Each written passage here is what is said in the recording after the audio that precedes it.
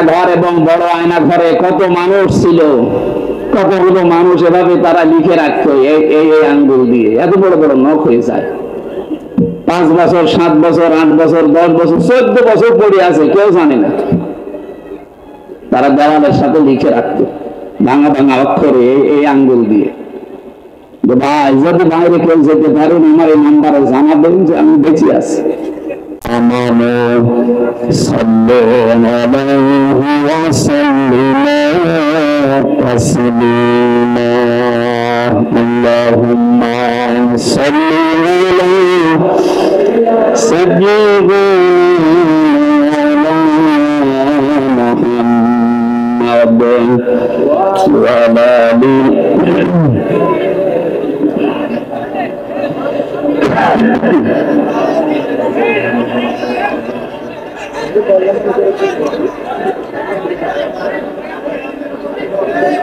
আলহামদুলিল্লাহ, বাংলাদেশের ঐতিহ্যবাহী জেলা গাজীপুর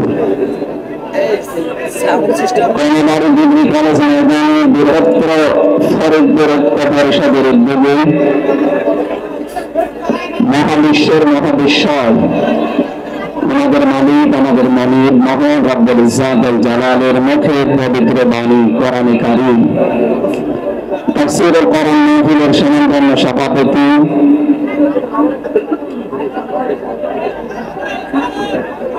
বৃহত্তর ফরিদপুর পরিষদের সম্মানিত সভাপতি বড় ভাই জনাব মোহাম্মদ ইউনূস মিয়া দামাত বারকাতুহুল আলিয়া, বলেন আমিন।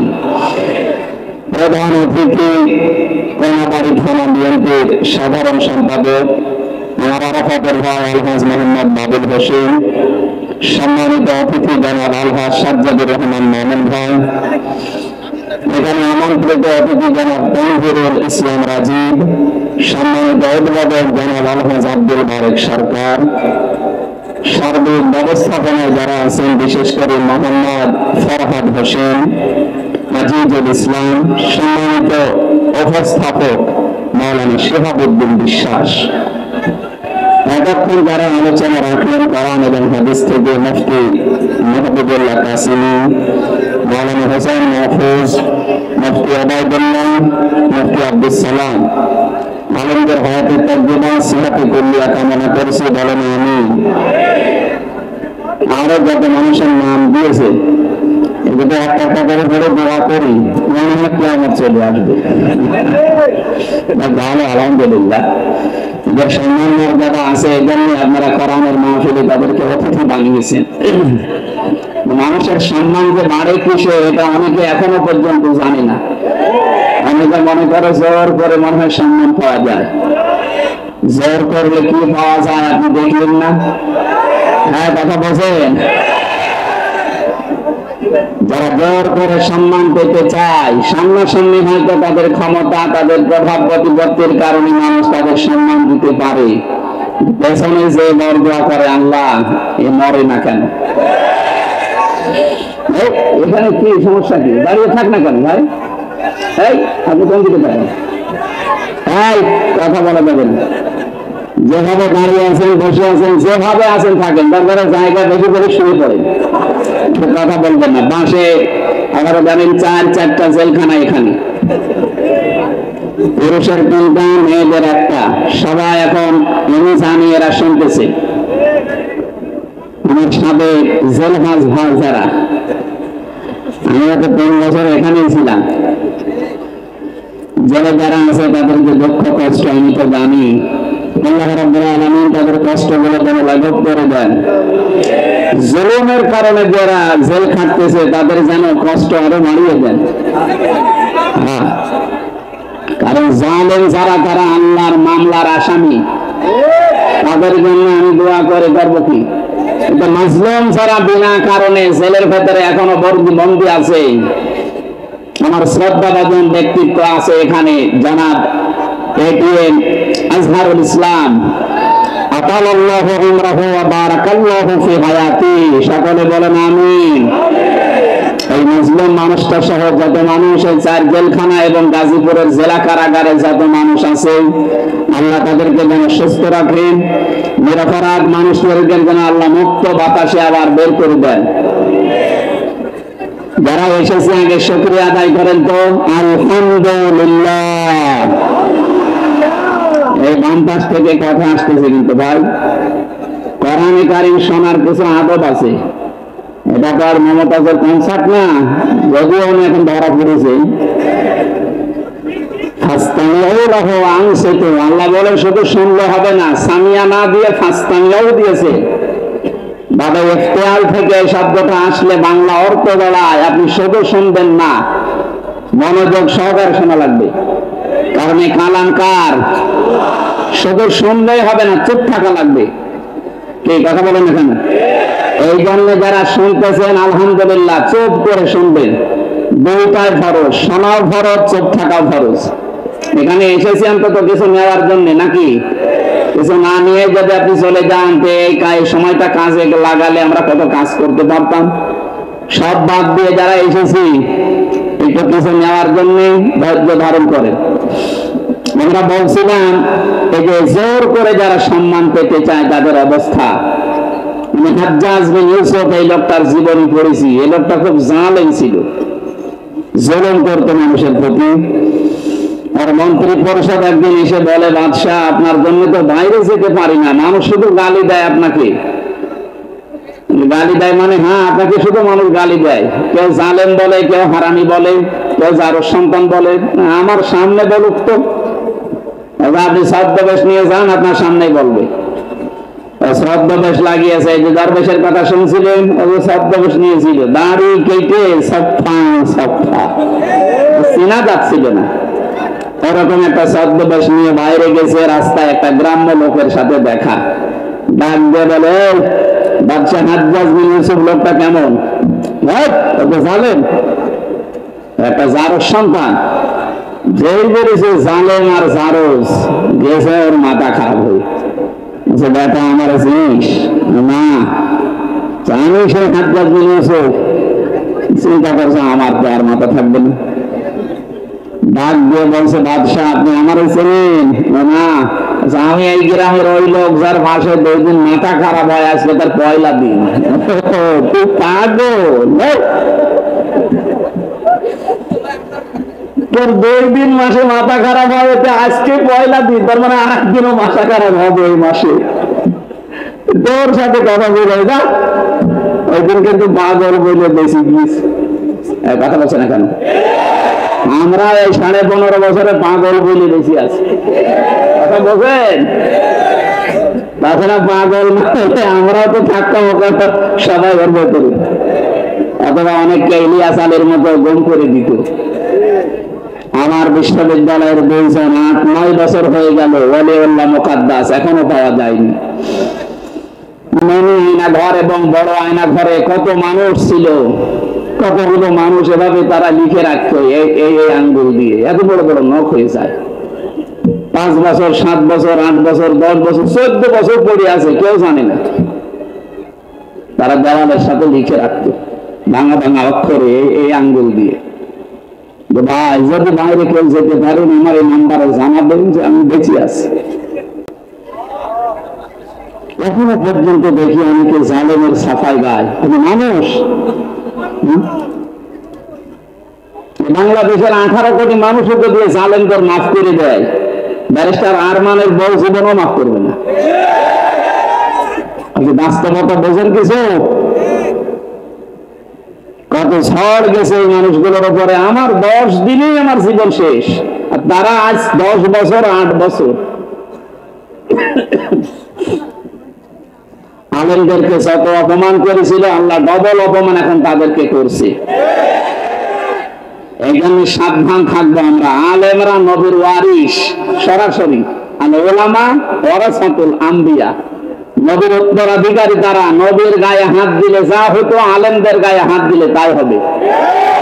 আলেম আবার আলেমের মতো হওয়া লাগবে। আলেম যদি আবার জালেমের চাইতে খারাপ হয়, ওরে পিটানোই ভালো। আলেম ছিল না জালেমদের পক্ষে? কথা বলে না কেন? এরকম আলেম না। কত বড় দুর্নীতিগ্রস্ত হলে দেশটা যে জাতীয় মসজিদের ইমামও পালিয়ে যায়। আর কোথায় নামাবেন দেশটা বলেন?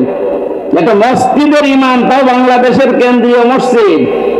জাতীয় মসজিদ তার ইমামও পালিয়ে গেছে, এসেছিল আবার জোর করে ইমামতি নেওয়ার জন্য, জনগণ জুতা দিয়ে পিটিয়েছে। পরের দিন আবার স্ট্যাটাসও দিয়েছে যে জনগণ জুতা মেরেছে কিন্তু আমার গায়ে লাগেনি।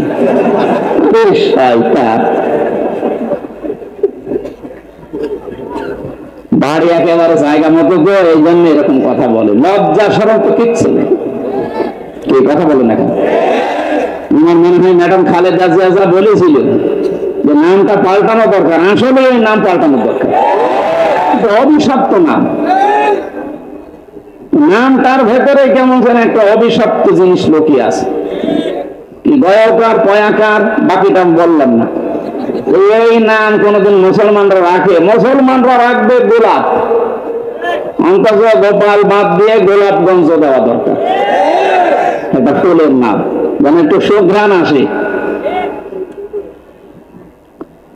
এখানে পাগল বলে যারা এতদিন অন্তত বেশি আছি, আমাদের শিক্ষা নেওয়া দরকার আজকে।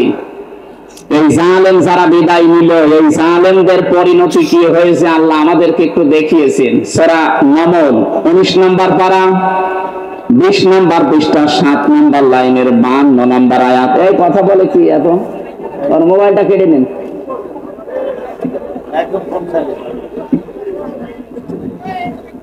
জরুরি হলে পেছন থেকে কেটে পড়বেন, কথা বলা যাবে না ভাই।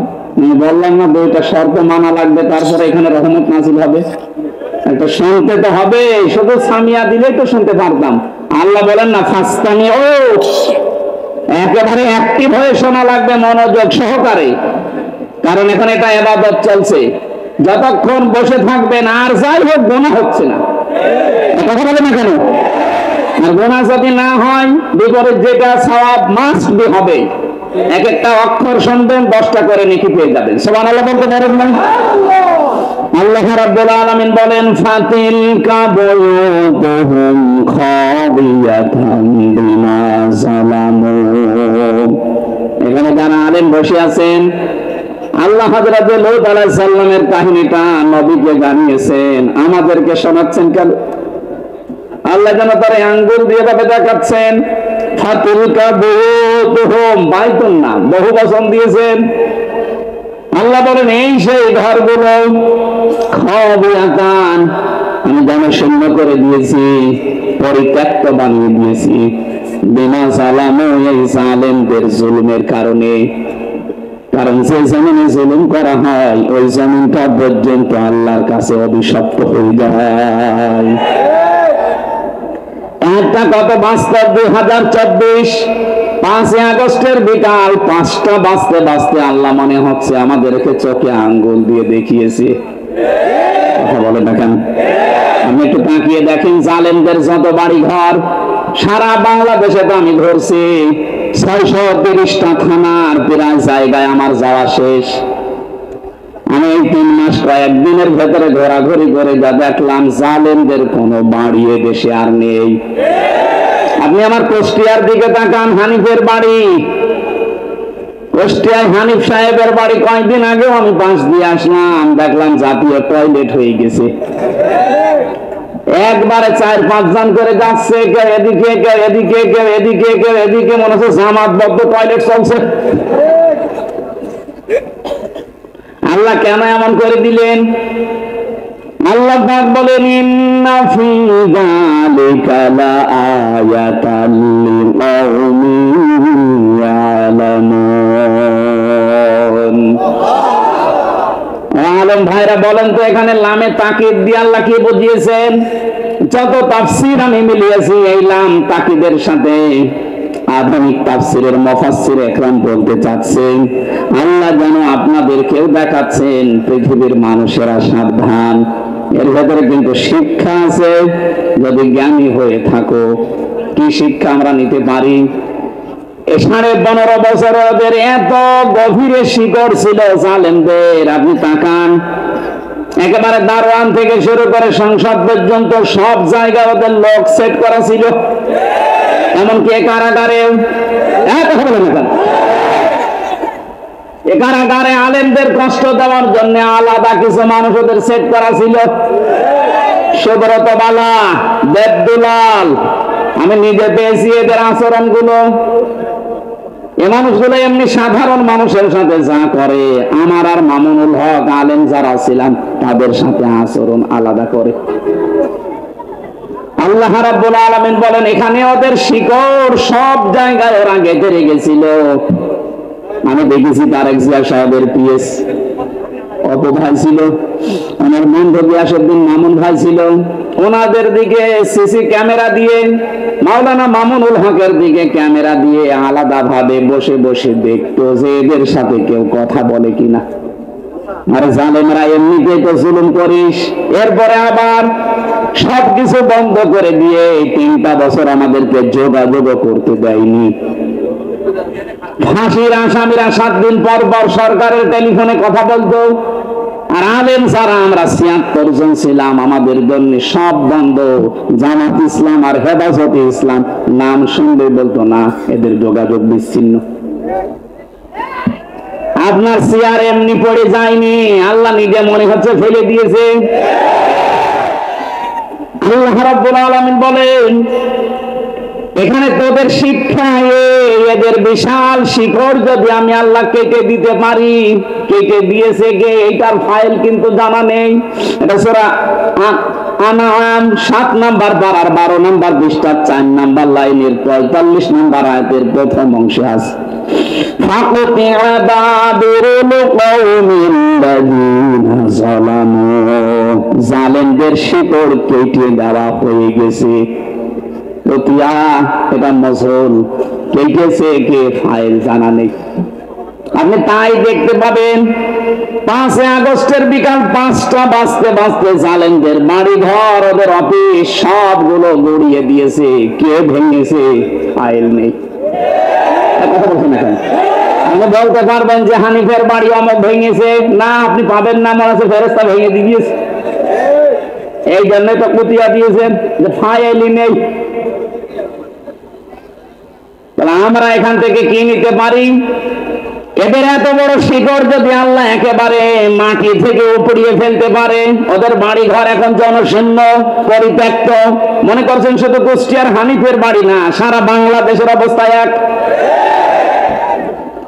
যেখানে যেখানে গেছি জালেমদের বাড়ি ঘর গুলো, আমি গত পরশু দিনও ছিলাম কিশোরগঞ্জে, এক জালেমের বাড়ি দেখলাম, ওইটাও জাতীয় টয়লেট। হানিফের বাড়ি তো 5-6 জন যায়, এখানে দেখছি 8-10 জন একসাথে যাচ্ছে। আমি একটা কারণ খুঁজে পেয়েছি আমার নিজের জীবন থেকে। হজে গিয়েছিলাম 16 সালে। বললাম না ইশারায় করবেন, কথা বলেন কেন?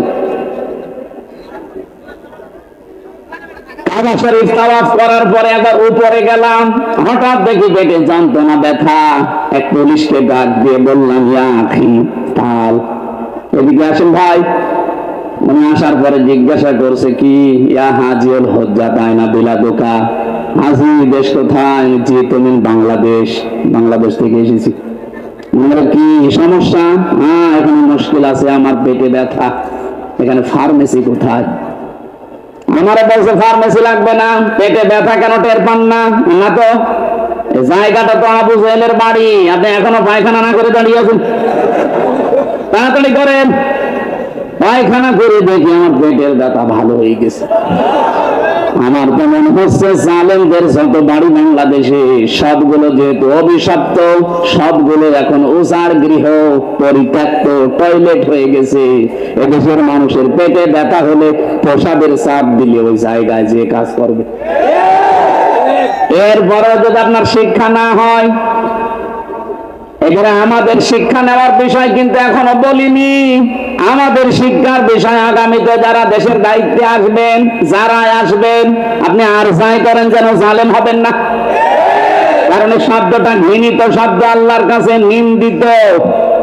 জালেমদেরকে আল্লাহ সব চাইতে বেশি টার্গেটে রাখেন। সূরা ইব্রাহিম 42 নম্বর আয়াত, ওয়ালা তাহসাবান্নাল্লাহা গাফিলান আম্মা ইয়ামালুজ জালিমুন। আল্লাহ পাক বলেন, কি মনে করেন হে নবী আমি জালেমদের কোনো খবর রাখি না? সব চাইতে বেশি খোঁজ খবর রাখি আমি জালেমদের ব্যাপারে। এই জন্য আমরা সামনে যারা আসি আমি আহ্বান জানাচ্ছি, খুব ভালোবাসি আপনাদের, সে যেই হোক, সামনে যারা চেয়ার পাবেন তারা আর যাই করেন বাংলাদেশে জুলুম করবেন না। এই জুলুম নিজের নফসের উপর থেকে শুরু, নিজের উপরও জুলুম করবেন না। নিজের উপরে জুলুম কি? অনেকের অর্থ সম্পদ, টাকা পয়সা, প্রভাব, প্রতিপত্তি, ক্ষমতা হয়ে গেলে তখন পাপ কাজে পা বাড়ায়। এটা সূরা হুদের 9 নম্বর আয়াতে আল্লাহ দলিল দিয়েছেন, ওয়ালা ইন আযাকনাল ইনসানা মিন্না রাহমাতান সুম্মা নাযা'নাহা মিন ইন্নাহু লা ইয়াউসুন কাফুর। আয়াতের সারমর্ম এটা, কোন মানুষ যখন নিজের নফসের উপরে জুলুম আরম্ভ করে, হ্যাঁ আগে টাকা পয়সা, প্রভাব, প্রতিপত্তি ছিল না, অপরাধ করতে পারে নাই, এখন টাকা পয়সা, অর্থ সম্পদের মালিক আল্লাহ বানিয়েছি, এখনো লাল পানি খায়, এখনো বাবা খায়। এখন বলছেন এখানে আমি কি বোঝাতে পেরেছি? নফসের উপরে এটা একটা জুলুম। আপনি আজকে থেকে সিদ্ধান্ত নেন, আল্লাহ আমাকে যেখানেই তোলুক, আমি অন্তত আমার নফসের উপরে এখন থেকে আর জুলুম করব না।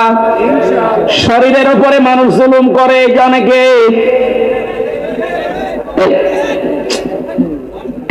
বের করে দিন, ডিস্টার্ব হয়ে গেল,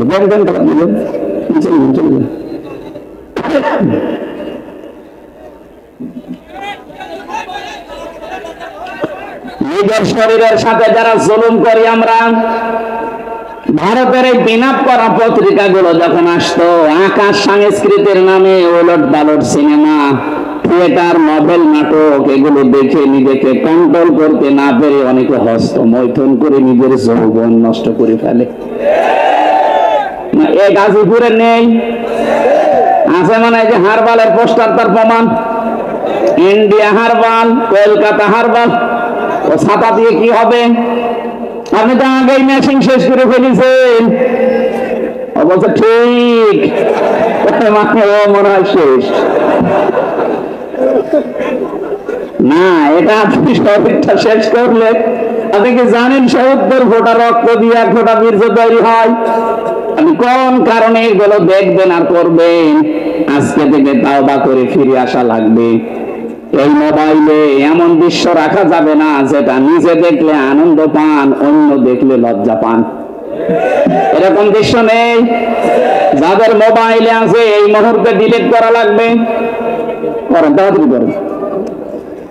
এখন যদি আপনি মোবাইল বন্ধ হয়ে যায়, ডিলিট করতে পারছেন না, বাড়িছে, যেটা নিজে দেখলে আনন্দ পান, অন্য কেউ দেখলেই লজ্জা পান, এমন দৃশ্য থাকলেই ডিলিট করবেন। কারা কারা হাত তোলেন? ওরে আল্লাহ রে, মুরব্বী মানুষ 2 হাত তুলিস। কে আছে আপনার মোবাইলে?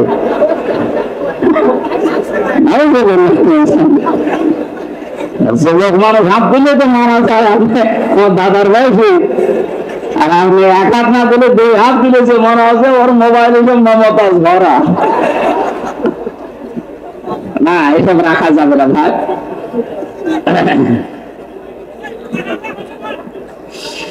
গাজীপুরবাসী খুব মনোযোগ সহকারে আমাদের এখান থেকে শিক্ষা নিয়ে যাওয়া লাগবে। সুতরাং আমার নিজের শরীরের উপর থেকে কোনো কিছু যেন অপচয় হয়ে না যায়, কারণ সেটা অপচয় করবেন, ওটা কিন্তু আর কোনোদিন ফিরে আসবে না। খুব গুরুত্বপূর্ণ জিনিস আল্লাহ শরীরের ভেতরে দিয়ে রেখেছেন। যত খাবার খান, এই খাবারগুলো নির্যাস থেকে পিত্ত রস তৈরি হয়। বিজ্ঞান এখন প্রমাণ করছে, শরীরের ভেতরে যতক্ষণ খাবার থাকবে পিত্ত রস পড়তেই থাকবে। খাবার না থাকলে রস পড়া বন্ধ হয়ে যাবে। আল্লাহটা দিয়ে বোঝাতে চাই, বান্দা আমি নিজে অপচয় করি না, এটা তার প্রমাণ। রসটা যেহেতু দামি, এত দামি রস, এটা যতক্ষণ তোর পেটে খাবার থাকবে এটা ফোঁটা ফোঁটা পড়বে, খাবার গুলো হজম হবে। এটা যখন খাবার থাকবে না, পড়লে তো অপচয় হবে। এই জন্য আমি আল্লাহ ওটা অটোমেটিক বন্ধ করে দেই। অথচ আমাদের শরীরের অপচয় আমরা যারা করছি কিছু মনে করি না। যৌবন যখন শেষ হয়ে যাবে তখন আর দোয়া করেও কাজ হবে না, তাবিজ কবজও কাজ হবে না। এখন থেকে সতর্ক, আমরা যেন অন্তত এই শয়তানি কাজে কেউ হাত পা না বাড়ায়। কথা বলেন না কেন? মানতে পারবেন ইনশাআল্লাহ?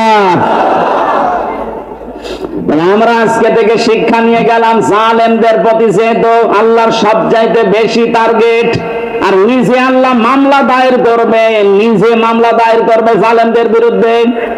এটা সূরা শূরা 25 নম্বর পারা 6 নম্বর পৃষ্ঠা 13 নম্বর লাইনের 42 নম্বর আয়াতে আছে, ইন্নামাস সাবিলু আলাল্লাযীনা ইয়াযলিমুনান নাস।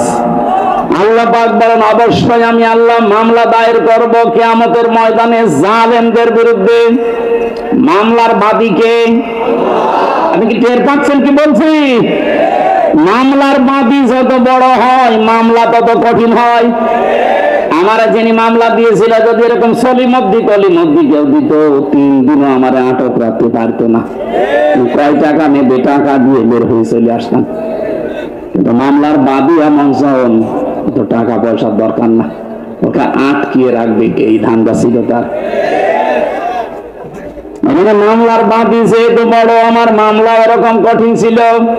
এতবার সিএমএম কোর্ট, জজ কোর্ট, হাইকোর্ট কতবার মামলাটা তুলেছে না, জামিন হবে না, কারণ মামলার বাদী সরাসরি রাষ্ট্র।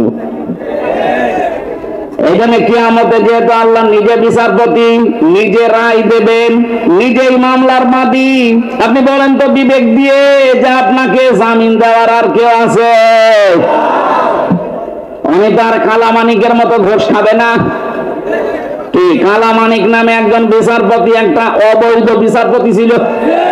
ওরা বিচারপতি বললো অন্য বিচারপতির সম্মান হানি হয়, ও চেয়ারটাই পুরা নষ্ট করে ফেলেছে। জনগণ এত রাগ ছিল তার উপরে, কলা পাতায় শুয়েছিল, বিসি উড়ে গেছে। হ্যাঁ, বিসি উড়ে গেছে। ওরা এখন বউ থেকে কিনা আল্লাহ জানে। আমার এই ছেলে আছে কাশিমপুর হাই সিকিউরিটি 4 নম্বরে আছে, আল্লাহর ওলি মনে হয় বসে বসে শুনতেছে। শুনতেছে যদি শুনে থাকে ভালো করে শোনেন, আপনি বেরিয়ে দেখবেন আপনার বউ আল্লাহর রাস্তায় চলে গেছে। কারণ আপনার কারণে বহু মানুষ তার স্বামীকে হারিয়েছে। কথা বলেন না কেন? বিচারের নামে প্রশাসন করে হাজার হাজার মানুষকে জেল খাটিয়েছে, হাজারো মানুষের জীবন নষ্ট করে দিয়েছে। যার যতটুকু কাজ কারবার আল্লাহ কিন্তু অতটুকু তার উপরে তুলবে। আপনি মনে করবেন না আল্লাহ গাফেল, আল্লাহ ছাড় দেয় কিন্তু ছেড়ে দেয় না। ইন্টারনেট বন্ধ করে যেই লোকটা হাজার হাজার মানুষকে প্রতিবন্ধী করে বানিয়ে রেখেছিল ঘরে, হাজারো মানুষকে অন্ধকারে হত্যা করেছে, এই জেলে আছে, এই 4 নম্বর জেলে আছে এখন হাই সিকিউরিটিতে।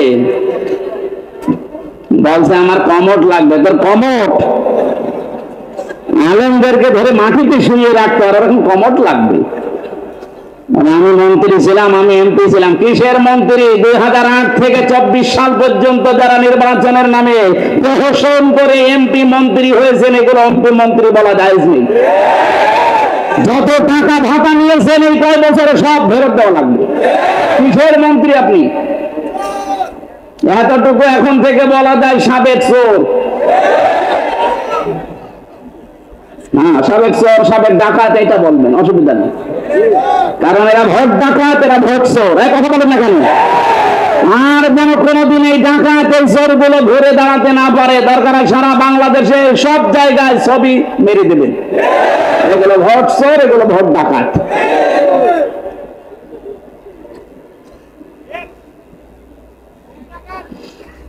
গাজীপুরবাসী জালেমের আগে তো আল্লাহর মামলার আসামি। আমি আয়াতটা পড়ার পরে চিন্তা ভাবনা করলাম, আল্লাহ কিন্তু ইয়াজলিমুন আল মুসলিমুনা দাইরি দিয়েছে না, ইয়াজলিমুন আন নাস।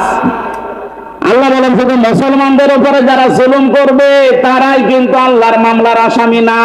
যারা মানুষ হয়ে মানুষের অধিকার নষ্ট করে, তাদের উপরে জুলুম করে, ওরা আল্লাহর মামলার আসামি। আজকেও দেখলাম ভারতে সংখ্যালঘু নির্যাতন চলছে, এমনকি আমাদের কলিজার সব জায়গায় দামি জায়গা যেটা মসজিদ, সেইটা ভেঙে দিচ্ছে। সারা পৃথিবীর 57টা মুসলিম রাষ্ট্রকে আমরা আহ্বান জানাচ্ছি, সবাই ঐক্যবদ্ধ হন। 200 কোটি মুসলমান এই পৃথিবীতে আছে, হিন্দু মাত্র 120 কোটি। খ্রিস্টানদেরকেও বলবো, আপনাদের মেয়েকে ইন্ডিয়ার বুকে ওরা লেংটা করে উলঙ্গ করে হাঁটিয়েছে।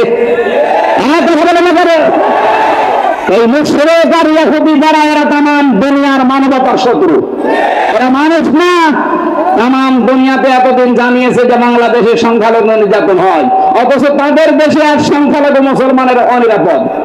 তাদের ইবাদত খানাগুলো ভেঙ্গে বলছে এখানে মন্দির ছিল। নাউযুবিল্লাহ মিন যালিক।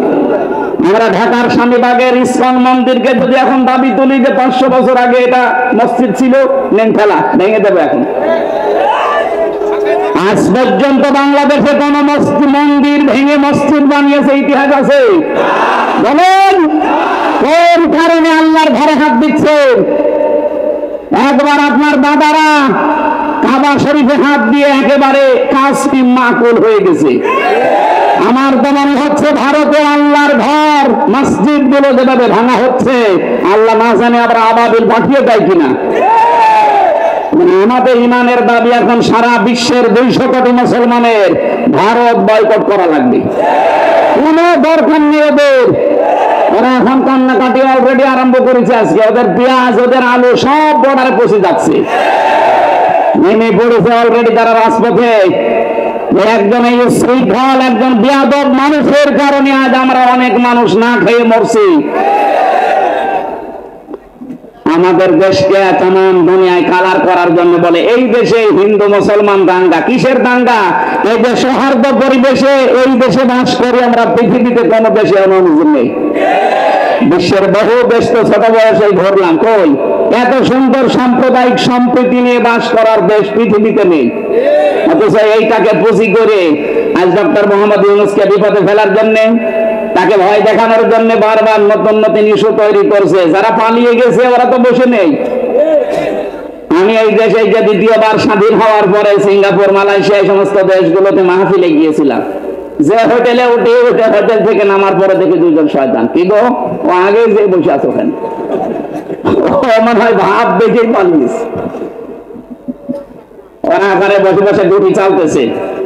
আপনারা এই ষড়যন্ত্রের ফাঁদে পা দেবেন না, তাহলে কিন্তু গোপালগঞ্জের মতো পেছনে বাঁদরের মতো লাল হয়ে যাবে। ষড়যন্ত্রের ফাঁদে পা দিয়ে কি লাল হয়েছে দেখেননি? এমন পিটানো পিটিয়েছিল আর্মিরা। ওই কয়েকদিন কেউ গোপালগঞ্জ থেকে ঢাকায় যদি আসে, বসে আসলে 300 টাকা, বাড়ি আসবে 1000 টাকা। আপনি এখনো ওই ফাঁদে পা দেওয়ার জন্য দান্দায় আছেন, আপনি কি টের পাচ্ছেন? বাস্তবতা কোথায়? আমাদের এক সাংবাদিক কয়েকটা আছে, তার ভেতরে এই যে মলম বিক্রেতা একজন, এই হকার সাংবাদিক ময়ূখ রঞ্জন, এরে মনে হয় 50 জন মিলে জন্ম হয়েছে। তাছাড়া তো এরকম উল্টা পাল্টা কথা একটা দেশ নিয়ে বলা শ্রেষ্ঠ মানুষের দ্বারা সম্ভব নয়। কথা বলেন না কেন?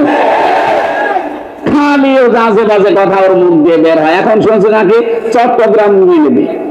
আরে ভাই, চট্টগ্রাম নিয়ে নেবেন মানে আপনি কি যৌতুক চান? আর মেয়ে তো পালিয়ে গেছে, যৌতুক কিসে? মালানা মেয়ের আমার যৌতুক আছে? হ্যাঁ, মালানা মেয়ের যৌতুক কিসে? বিয়েই তো মানি না। কারণ যার সাথে গেছে ও তো ফুল হাতা, আর আমাদের হাত হাতা। ফুল হাতার সাথে হাত হাতা যায়। আমি এই শব্দটা শুনেছিলাম এই জেলে আসার পর। এখানে যে জেলার ছিল বেদুলাল, ওটা হচ্ছে ফুল হাতা। ও যেই দিনই আসবে জনগণ বলতো ফুল হাতা আসতেছে। তখন বুঝলাম যে ফুল হাতা কি আর হাত হাতা কি। এতদিন পর্যন্ত আপনি বলতেন যে আমাদের স্বামী স্ত্রীর সম্পর্ক। আরে ভাই, স্বামী স্ত্রীর সম্পর্ক হয় কি করে? ও দাদা তো ফুল হাতা, এত মুসলমান দিয়ে তারপরে স্বামী স্ত্রী। বয়স দাদা, আর এখন মুসলমানের দিলে খুঁজে পাওয়া যাবে, গোড়া থেকে কিন্তু বাদ দিয়ে দেওয়া লাগবে।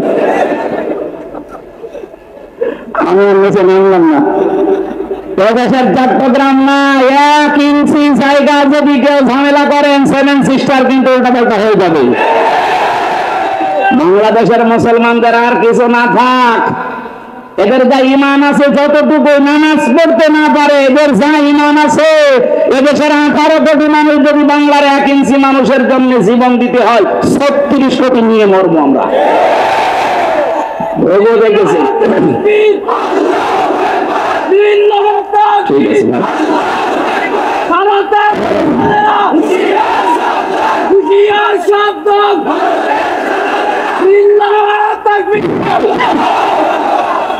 দেখেছেন আপনারা, ঘোগর ফাঁদ দেখেননি।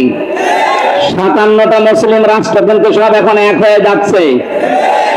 আপনারা এই দুর্বিসন্ধির কারণে, ষড়যন্ত্রের কারণে শেষে বিপদে পড়বেন। আমরা আপনাদেরকেও ভালোবাসি। ভারত আমাদের শত্রু না, কারণ সেখানে আমাদের মুসলমান ভাইরা আছে। কিছু উগ্র আছে, এদের কারণে দেশটা ধ্বংস হয়ে যাচ্ছে। আপনারাও সোচ্চার হবেন, আগামীতে কোনো উগ্র যেন চেয়ারে বসতে না পারে। মানুষ হয়ে বসুক, অসুবিধা নেই। এই জন্য যারা মানুষের উপরে আজ তাদের অধিকার নষ্ট করে দিচ্ছেন, ধর্মীয় প্রতিষ্ঠানগুলো আপনি ভেঙে দিচ্ছেন, আপনি মানুষ। গোবিন্দ পৌরাণিক পর্যন্ত আজকে এই বিবৃতি দিয়েছে যে একই শুরু করেছে। বাংলাদেশের তো কোনো মুসলমান হিন্দুদের কোন মন্দির ভেঙে মসজিদ বানিয়েছে আমরা তো দেখি না, প্রমাণও নেই। আপনারা কি শুরু করেছেন? তাম দুনিয়া থেকে আজ ঘৃণা জানাচ্ছে। লজ্জা নেই তো ঘৃণা করবে কি? লজ্জা তো থাকে ইমানদারের। আল হায়াও শুবাতুম মিনাল ঈমান। লজ্জা নেই, ঈমান নেই। ওর তো ঈমানই নেই, তো লজ্জা থাকবে কি করে? আমার ভাইরা, আমি যে আয়াত পড়েছিলাম, জালেমরা আল্লাহর মামলার আসামি, সুতরাং 15 বছরে যারা জুলুম করেছেন, আপনি আর যাই মনে করেন, আপনি কিন্তু আল্লাহর মামলার আসামি। বলেন, 1628 জন মানুষ ছিল এই বাংলাদেশের দায়িত্বে। এই 1628 জন মানুষে আমি মিলিয়ে দেখেছি, এরা প্রত্যেকেই হয় জালেম না জালেমের দোসর। এই কথা বলেন না কেন? যারা জালেম, জালেমের দোসর, এরা সরাসরি মামলার আসামি কার? আল্লাহ মামলা দেবে আপনার বিরুদ্ধে, আপনি টের পাচ্ছেন? রাষ্ট্রের প্রধান মামলা দিয়েছিল, এজন্য আলেমরা এতদিন কষ্ট পেয়েছে। আপনি কিয়ামতে সরাসরি আল্লাহ কেসের আসামি হবেন। তার মানে আপনি জেনে নিতে পারেন আপনি চির জাহান্নামী। এক কথা বললেন না কেন? পৃথিবীতে তারা 3টা অপরাধ করবে, আল্লাহ নিজে হাতে তাদেরকে 2টা করে শাস্তি দেবে। আমি এটা বানালাম। সূরা ফুরকানের ভেতরে আছে 68 নাম্বার আয়াত। ও গাজীপুরবাসী, মনের খাতায় আজকে নোট করে নিয়ে যাবেন, যেহেতু আয়াতটা এখন খুব দরকার, এই জন্য বলছি, আবার বলছি, যারা দুনিয়ায় 3টা অপরাধ করবে তাদেরকে আল্লাহ নিজে ডবল শাস্তি দেবে। কয়টা? আরো জোরে। আয়াত নাম্বার সূরা ফুরকানের 68 নাম্বার আয়াত, 19 নাম্বার পারা, 4 নাম্বার পৃষ্ঠা 13 নাম্বার লাইনে আছে। এটা তাফসীরে ফি জিলালিল কোরআনে পাবেন। আল্লাহ রাব্বুল আলামিন বলেন, দেখেন তো গাজীপুরে আছে কিনা, ওয়াল্লাযীনা লা ইয়াদউনা মা'আল্লাহি ইলাহান আখার। আল্লাহ পাক বলেন, যারা আল্লাহকে ডাকে সাথে সাথে অন্য কাউকে ডাকে, তাদের শাস্তি হবে ডবল। এই যে আমার তাহেরি ভাই এখন না ধরা পড়েছে, কিন্তু এর আগে উনি যে জিকির করতো, আল্লাহর নামে জিকির করে, পাশাপাশি জিকির করতো কেল্লা বাবা, ফতে বাবা। এই কথা বলছেন, আপনি কোথায় কেল্লা কোথায় ফতে আল্লাহর সাথে মিলিয়ে দিলেন? যেখানে আল্লাহ বাদে অন্য কারো নামে জিকির করা জায়েজ নেই। এই ছেলে 4 নম্বরে আমার সাথে যে সোহেল চৌধুরী হত্যা মামলার আসামি মামুন ভাই ছিল, 25 বছর ছেলে। আমরা রাতে 3টায় উঠতাম তাহাজ্জুদের জন্য, আমার ইস্তালায় থাকতো, দেখতাম অন্য উঠে জিকির করছে, ইয়া রাসূলুল্লাহ, ইয়া রাসূলুল্লাহ। কি গো, একদিন মাওলানা মামুনুল হক আর আমি ভাইকে ডাকলাম, বলে আপনি কি করেন? আমরা নামাজে দাঁড়িয়ে 1.5 পারা 2 পারা পড়ি, আমাদের ডিস্টার্ব হয়। আপনি কিসের জিকির করেন? রাসূলের ইশকে। রাসূলের ইশকে আপনি তাই বলি ইয়া রাসূলুল্লাহ, ইয়া রাসূলুল্লাহ জিকির করবেন? ইয়া রাসূলুল্লাহ কোন জিকির নেই, জিকির হবে আল্লাহর নামে। আর রাসূলের নামে আপনি পড়তে পারেন দরুদ। এই কথা বলছেন কেন? তাহলে ইয়া রাসূলুল্লাহ না সাল্লাল্লাহু আলাইহি ওয়াসাল্লাম আপনি এতটুকু পড়েন, আপনি কি ফের জিকির বানিয়েছেন? হয়তো ওনাকে কেউ শিখিয়ে দিয়েছিল তাহিরের মতো, এই কারণগত পড়ি। পরবর্তীতে কিছুদিন আগে বের হয়ে গেছে, এখন সংশোধন হয়ে গেছে। আমরা চাই আমার এটা যেহেতু রেকর্ড হচ্ছে তাম বাংলাদেশে যাবে, আর এটা ব্রাহ্মণবাড়িয়া কুমিল্লা এই দুই জেলায় বেশি চলে। কারণ যত গরম সুন্নি, ঠান্ডা সুন্নি, মিঠা সুন্নি, শয়তান সুন্নি সব ওখানে। ওদেরকে সুন্নি নাম দিয়েছে কে? ওরা হচ্ছে আহলে বেদাত, আহলে সুন্নাত না। আহলে সুন্নাত ওরা হলে আমরা কি বলেন? ওরা যদি আহলে সুন্নাত হয় তো আমরা কি? ওরা ইসলামের ভেতরে যত নতুন নতুন জিনিস সব ঢুকিয়েছে, ওরা আহলে সুন্নাত না, ওরা আহলে বেদাত। বেদাত যারা করে তাদেরকে সালাম দেওয়া যায় না। নবী এত রাগ করবেন কিয়ামতে, এদের সামনে আল্লাহর নবী পর্দা ফেলে দেবে ফেরেশতাদেরকে, বলবে এটাও তো আমার উম্মত। বলবে না, আপনি দুনিয়া থেকে আসার পরে ওরা কেল্লা বাবা ফতে বাবা জিকির বানিয়েছে। নবী যে এত রেগে যাবেন, বলবেন সহকান সহকান লিমান গজ্জারাবাদী, দূর হয়ে যা, আমার রেখে আসা ইসলামকে যারা পরিবর্তন করে ফেলেছিস তুই আমার উম্মত না। আপনিও কিন্তু বিপদে পড়বেন ভাই। ওই শয়তানদের খপ্পরে পড়ে যদি ওদের মতো জিকির আরম্ভ করেন, মা আল্লাহ আছে না, মা আল্লাহি ইলাহান আখার, আল্লাহর সাথে যারা অন্য কাউকে ডাকে তাদের শাস্তি হবে। এটা ডবল শাস্তি, আপনার বিশ্বাস হচ্ছে না? এর পরের আয়াতে আছে 69 নম্বর আয়াত, উদাফ লাহুল আযাবু ইয়াউমাল কিয়ামাহ। আল্লাহ পাক বলেন ওদের শাস্তি হবে ডবল কিয়ামতে। ওয়া ইয়াখলুদু ফীহি মুহানা, চিরস্থায়ী ভাবে অপমানজনক অবস্থায় জাহান্নামে প্রবেশ করবে। বলেন নাউজুবিল্লাহ। আমি বলেছিলাম তিনটা পাপ, শাস্তি কয়টা? তার এক নম্বরে আল্লাহর সাথে অন্য কাউকে ডাকা, আরো জোরে বলেন। দুই নম্বরটা এবার মিলবে, ওয়ালা ইয়াকতুলুনান নাফসাল্লাতী হারামাল্লাহু ইল্লা বিল হক। যারা অন্যায় ভাবে মানুষ হত্যা করে, 2024 সালের 5 আগস্ট পর্যন্ত 2732 জন মানুষ আপনি মেরেছেন। হয় আপনি নির্দেশে মেরেছেন, না আপনার যে কোনো কায়দায় আপনি তাদেরকে বিদায় করেছেন। এই গণহত্যার সাথে আপনি অবশ্যই জড়িত। যারা ছিল এই মানুষগুলোর কিয়ামতে শাস্তি ডবল হবে।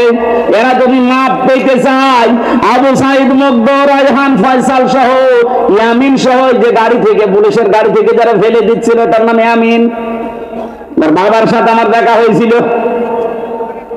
বলেন তো কিভাবে আপনি এখনো জিন্দা ছিল, ফেলে দেওয়ার পরে ওই সময় যদি হাসপাতালে বেঁচে যেত, মনে হচ্ছে কুকুরের বাচ্চা ফেলে দিচ্ছে। এই মানুষগুলোকে যারা হত্যা করলেন, ডাইরেক্ট ইনডাইরেক্ট, যার নির্দেশে করেছেন, যে হুকুমদাতা 2006 সালের 28 অক্টোবর যার নির্দেশে লগি বৈঠা নিয়ে জসিমকে মারার পরে লাশের উপরে ড্যান্স দিয়েছিলেন।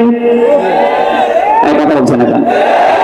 আপনি মনে করেন যে আপনি মানুষ আছেন? আর না, আপনি আর মানুষ নেই। আমি 7 সালে একবার সিরাজগঞ্জ থেকে যাচ্ছিলাম, বাসে যেতাম, তখন ড্রাইভারের পেছনে বসে আছে। ড্রাইভার একেবারে রাস্তার মাঝখানে দেখলাম একটা কুকুর পড়ে মরে আছে। মাঝখান দিয়ে না দিয়ে বাম দিয়ে চালিয়ে দিল, গাড়ি ঝাঁকি দিয়েছে। ড্রাইভারকে বললাম আপনি এমন করলেন, গাড়িতে উল্টিয়েছে তো। ড্রাইভার আমারে বলছে দেখেন না একটা কুকুর পড়ে মরে আছে, আমি মরা জিনিসের উপরে ডবল করে চাকা চালাবো, আমার বিবেক নেই। বললাম ভাই তো মরা কুকুর মরে গেছে, মারলে কি আর না মারলে কি? ড্রাইভার আমার দিকে ঘুরে বলছে হুজুর আপনি কি আসলে হুজুর নাকি গল ধরেছে? কিসের হুজুর আপনি? আমি দেখেন যে একটা মরা জিনিস পড়ে আছে, আমি ডবল করে চালিয়ে দেবো। হোক কুকুর, ওটা একটা প্রাণী, আল্লাহর সৃষ্টি, একটা মরা জিনিস কুকুর, তারপরে ওই লোকটা মারতে চায় না ডবল করে। বললাম নাম কি? হিন্দু একটা নাম বললো। বললাম আপনার ঈমান নেই, কিন্তু আপনার বিবেক আছে। আপনি ডবল করে মরা জিনিস মারতে পারেন না, আপনার বিবেকে বাধা দেয়। অথচ এই দেশে জীবিত মানুষ হত্যা হত্যা করার পরে তার লাশের উপরে ডাক দিয়েছে। এগুলোকে মানুষ বলবেন কোন কারণে আপনি? এগুলো মানুষ না। মানুষ হত্যার সাথে যারা জড়িত, এই রাজনীতি যারা আরম্ভ করেছেন, আপনার কিয়ামতের শাস্তি আল্লাহ নিজে ডবল করে দিবে। আল্লাহর শাস্তির ধরন দেখেছেন সূরা নেসার 93 নম্বর আয়াত। অনেকে মনে করে যা করেছি একবার আস্তাগফিরুল্লাহ পড়ে নিব হয়ে যাবে। আরে ভাই, আস্তাগফিরুল্লাহ আপনার জন্য না।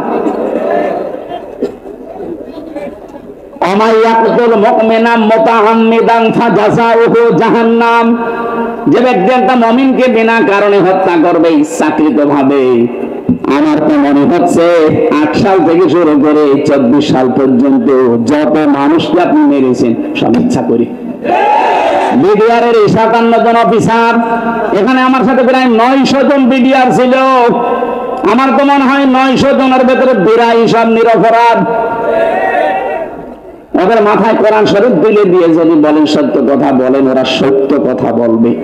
এখনো পর্যন্ত মুরিদগুলো আছে ওখানে, রাতের বেলা তাহাজ্জুদ পড়তে উঠলে দেখতাম আওয়াজ দিত আহ। ওদের এই দীর্ঘ শ্বাস আমার মনে হয় আরো সে যে ধাক্কা খেয়েছে। মাজলুমের এই দীর্ঘ শ্বাস দুনিয়ায় থাকে না, এটা আরো সে চলে যায়। কত মানুষের বরদোয়া লেগে আছে আপনার এই অবৈধ চেয়ারের সাথে, আপনি জানেন। এখানে মানুষ যারা হত্যা করলেন, এই যে সরকারি জরিপ, এটা 2732 জন মানুষের সাথে আপনি জড়িত। এদেরকে ডাইরেক্ট হোক ইনডাইরেক্ট হোক মেরে ফেললেন, অথচ এদের পক্ষে কোনো দলিল আপনার কাছে নেই। আদালত থেকে এদের মেরে ফেলার নির্দেশ এসেছিল, আপনার অবৈধ চেয়ার টিকিয়ে রাখতে আপনি মেরে ফেললেন। এই গণহত্যার সাথে যারা জড়িত, তারা যে বিকৃত, তারা যে নিন্দিত, তারা যে ঘৃণিত, পৃথিবীর ইতিহাসের দিকে তাকান। হিটলার, চেঙ্গিস খান, কথা বলছেন এখানে, তারা যদি নিন্দিত ঘৃণিত হয়ে থাকতে পারে গণহত্যার সাথে জড়িত হওয়ার কারণে, বাংলাদেশে যিনি গণহত্যা চালিয়েছে তাকে আল্লাহ নিন্দিত ঘৃণিত এগুলো বানিয়ে দেবে। কালের আবর্তনে তার নামগুলো দেখবেন মানুষ গালি হিসাবে ব্যবহার করবে। এখন যদি কাউকে বলেন যে অ্যাসিডের বাচ্চা, ও যেমন রেগে যায়, 50 বছর যেতে দিন, ওই নামকে যদি আপনি গালি হিসাবে ব্যবহার করেন, এই অমকের বাচ্চা, ওই এমনি রেগে যাবে। বলেন তো এখানে যদি কোনো হিন্দু কেউ বলেন ভাই ছেলে হয়েছে 50,000 টাকা আপনাকে দেব, আপনি হিটলার রাখেন, বলবো কি নাম নাকি? হিটলার, ইয়াজিদ, কত সুন্দর নাম, অথচ ইয়াজিদ নামটাও রাখতে রাজি না। এই নামই যদি আল্লাহ গালি বানিয়ে দেয়, তা আপনার নাম যাই হোক, এই নাম আর নাম থাকবে না। কালের আবর্তনে দেখবেন এই নামটাও আল্লাহ গালি বানিয়ে দিয়েছে। আমার মনে হয় কাউকে রাগাতে হলেই বলা লাগবে তুই তুই তুই, কথা বলছেন এমনি রেগে যাবে। কাফেরদের আমি 13টা কাজ কোরআনে ডাইরেক্ট পেয়েছি, 13টা। তার ভেতরে অন্যতম কাজ এটা, ওয়ালা তালমিসু আনফুসাকুম ওয়ালা তানাবাসু বিল আলকাব। ওরা নাম পরিবর্তন করে দেয়। আল্লাহ পাক বলেন সাবধান, কাউকে নাম পাল্টিয়ে উল্টা পাল্টা করে ডাকবা না। অথচ 15.5 বছরের নাম পাল্টানোর হিড়িক চলছিল। কথা বলেন,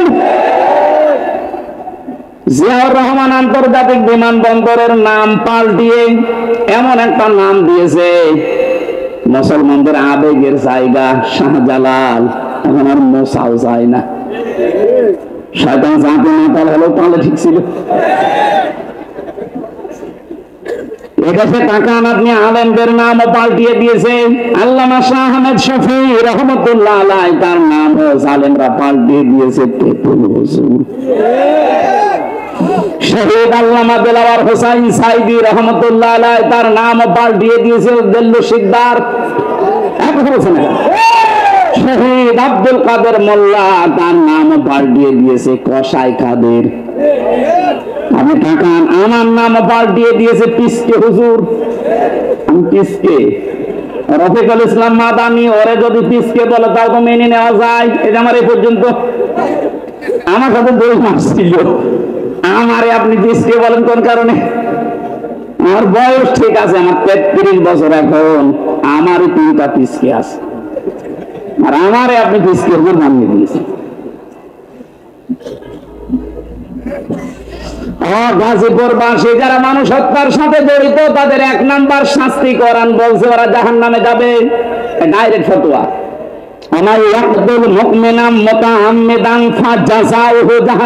প্রথম পুরস্কার জাহান্নাম, 2 নম্বরে খালিদান ফিহা, চিরস্থায়ী থাকা লাগবে, কোন বাবার দোয়ায় বের হতে পারবেন না।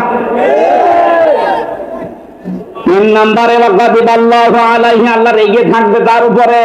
4 নম্বরে ওয়ালাহানাহু, তার উপর আল্লাহ লানত দেবেন। 5 নম্বরে ওয়াআদালাহু আযাবান আযীমা, আল্লাহ পাক বলেন তার জন্য প্রস্তুত রেখে দিলাম আমি যন্ত্রণাদায়ক আযাব। বলেন নাউযুবিল্লাহ। আফসোস হয় জালেমদের প্রতি আমার, বিশেষ করে মানুষ হত্যার সাথে যারা জড়িত। আপনার দুনিয়াও শেষ, আখিরাতও শেষ। কি করলেন? একজন জালেমকে ক্ষমতায় টিকিয়ে রাখতে নিজের সব নষ্ট করে ফেললেন আপনি। এরকম পাগলামে যেন সামনে আর কেউ না করেন, কথা বলেন ঠিক কিনা? আমরা কোরআনে কারীম থেকে সূরা মুমিনুন থেকে 1-2টা মাত্র আয়াত পড়েছি। তাফসীরুল কোরআন মাহফিল লিখেছেন, আমরা তাফসীর আকারে কথা বলি নাকি?